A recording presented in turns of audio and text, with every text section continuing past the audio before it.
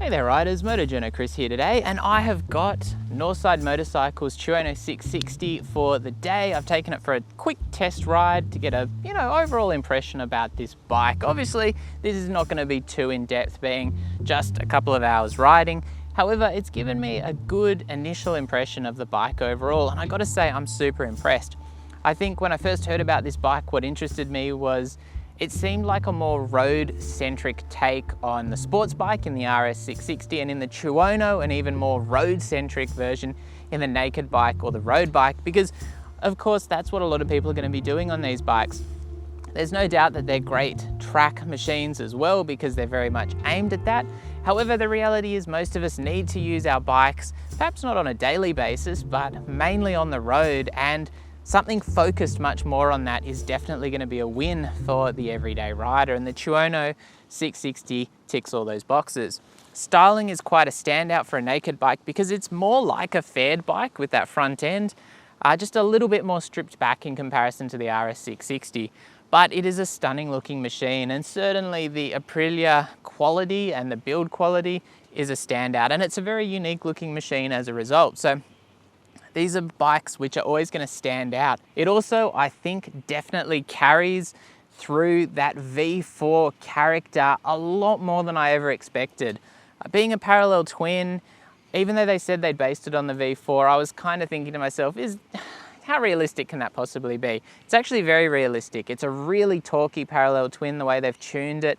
They've done an exceptional job in carrying a lot of that characteristic from the V4 over. Sure, it's not a V4 itself, but the torque, the engine growl, the way it delivers power, kind of the effortless way that it generates power, all of that is very, very reminiscent of the RSV4, and they've done an exceptional job carrying that across to the Tuono. This is very much a baby Tuono, and if anything, I always loved the RSV4. The Tuono could take it or leave it in comparison, and this, I think, is just an exceptional machine.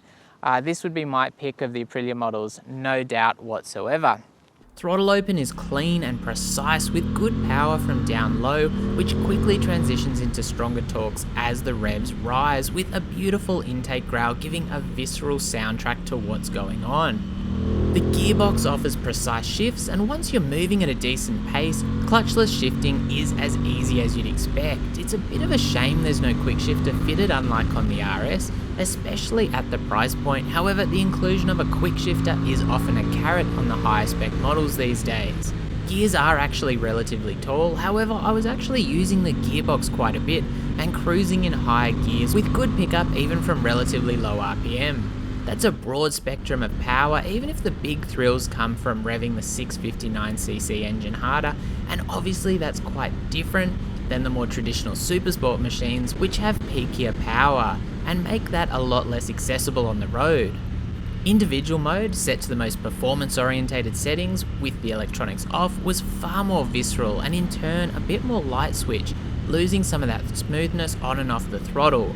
But that does allow for having a bit more fun without any of the electronics intruding to end any ratbaggery early, and for those who really like that visceral experience is going to be the go-to option. There's no better demonstration of how thrilling 95 horsepower can be, and I'd probably suggest if you were looking at an 890 Duke to check out the Tuono 660 as well, and of course vice versa, despite the two having vastly different styles. Granted, you don't get the crazy eye-watering acceleration of the V4s in this package, meaning acceleration to crazy speeds is a slightly more measured affair, but being a naked bike, that feeling of speed comes on earlier, with more thrills on offer at a more normal riding speed. I didn't delve into the race modes as far as trying them out on the road, which require switching between the road and the race modes in the dash. However, they offer just what the name would suggest, two race or track specific modes with a dash layout to suit, and allow on the fly traction control adjustment with that left switch block toggle, as well as a lap timer. As with the road modes, one allows the riders to pick all their settings for a personalised overall loadout. Notably, the Tuono 660 lacks the IMU that's standard on the RS, which means no cornering traction control or ABS. However, if I'm honest, if you just had dynamic mode as the baseline with no other electronics except perhaps ABS, I think that this bike would still be an awesome machine. Now, It's competing against things like the Street Triple R and the RS and the new MT-09, and I think it's in a great position to do that. While it's a little bit down on power, the reality is if you ride one of these, that 100 horsepower is more than enough than you'll ever need on the road. The way it delivers makes it really thrilling, makes it interesting, makes it, you know, very characterful. And of course, while there are people who are going to go, oh, well, can you really get out of bed for less, you know, for only 100 where you can get like 130 or, you know, whatever from the competition? Don't think like that. Like, the reality is it's totally unnecessary. The electronics package backing this up is beautiful. There's a really big difference between those three road modes as far as the commute, the dynamic, and then the individual. If you set that up to be really, really sporty with very low electronics interference as far as how you ride, or intrusion into, you know, what it's stopping you from doing or helping you do.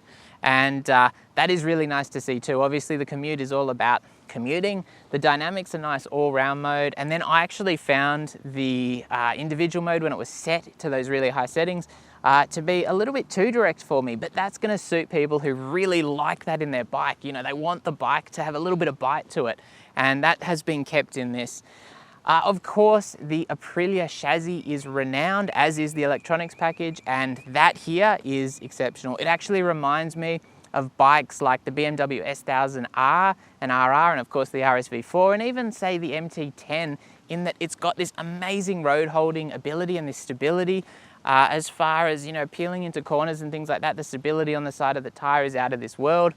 It handles like it's on rails. Telepathically, it just responds to the smallest of inputs. Really beautiful thing and a really confidence-inspiring thing to ride. And obviously, I think whether you're upgrading from your first motorcycle or a much more experienced rider, there's so much here that this bike has to offer you. It really is, you know, a testament to an amazing job that Aprilia have done, and they certainly haven't ironed out the personality of this bike. I think the sound testing on it says 99 decibels, which is quite high. I believe most things these days are 92. That has certainly kept it from sounding like a lawnmower. Obviously, they've also got the dual kind of underbelly exhausts there, and they've hidden the collector that's used. They've done that really well. Again, that's really well done. Too often we just see this big ugly collector sitting under the bike, and obviously it's necessary for emissions, but there's a better way of doing it and a worse way of doing it, and this is the better way of doing it. There's not that much exhaust note, but the intake growl and everything is beautiful. Really, really nice. The suspension, firm, good bit of plushness to it. I haven't messed around with it, I haven't had time, but I'm really impressed. It's that beautiful compromise for, you know, a sporty road machine without being too harsh over most of the rough stuff. And of course, like I said, that stability and that beautiful feel of the bike itself, that actually benefits the suspension as well, because even though things can at times get a little bit harsh because our roads are terrible, it still feels very planted, it's still confidence inspiring. It's no dramas whatsoever because the bike is just so beautiful, like such a scalpel. Those Brembo brakes, my first impressions was they were a little bit weak, not enough bite. However, the reality is that they're ideal for around town, and when you get out onto the open roads, the amount of modulation and the amount of power you've got there is exceptional. They're very well balanced for the bike. You wouldn't really want any more bite because they're so powerful that you'd probably do yourself a mischief, I would say. Very well balanced for the bike. The rear was squeaking a little bit, so I wasn't using it all that much. And I do tend to overuse the rear brake, but it is what it is. Jumping on the bike, rubber clad pegs, bars on risers, wide bars, really nice kind of relaxed ergonomic. I'm a little bit canted forward as far as the seating position. It's a sportier seating position as far as that peg to seat ratio. The seat is on the higher side of things, but for me, pretty much perfect. I can lock into the bike really easily. It's a natural reach to those bars, a little bit of wind protection, good vision through those mirrors, and very easy kind of ergos overall. Again, comfortable, ideal for an everyday bike, and that seat is really nice and comfortable despite having a very sporty profile. Standout features, the bike feels light, it is light. The handling, nimble, agile, very, very easy thing to ride. Like I said, super confidence inspiring. There are some vibes through the bars as those revs rise if you hold a lower gear.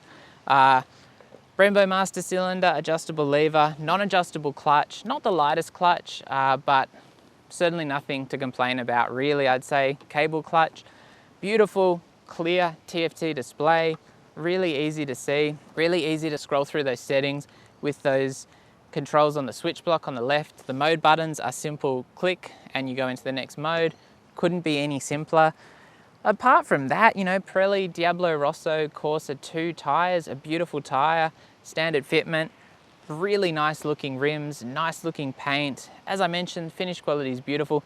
This is just an exceptional machine and one well worthy of checking out. Obviously on the premium end of things, but you get what you pay for.